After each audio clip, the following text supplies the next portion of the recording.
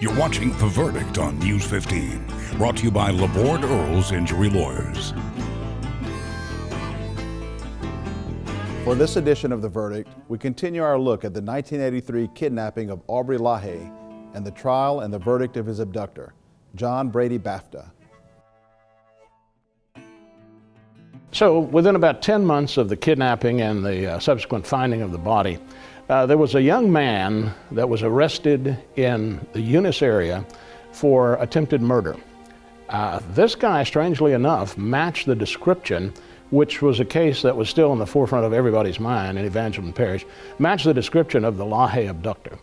So with a search warrant, they went to his house and discovered several very interesting pieces of evidence, material evidence. One was some rims from a Camaro that matched the rims that had been found near the body. The body had been secured with a rope to several rims to hold it down, and that was some of the evidence that was found there at this guy's house. His name was Balfa, ironically, a famous name as well in Evangeline Parish, and tied into the case, especially when that level of suspicion rose.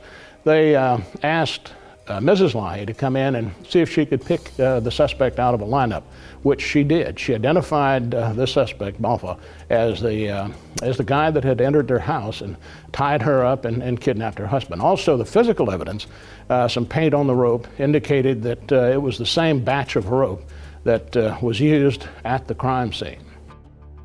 As you recall, the incident, the kidnapping, took place in January of 1983. Well, a little over 2 years, in fact, February of 1985, John Brady Balfa was tried on second-degree murder charges and also an array of other charges in the 13th Judicial District in Evangeline Parish, and a jury of 7 men and 5 women found him guilty on all charges. He was sentenced to 2 life sentences and some additional time, and is still in the prison at Angola.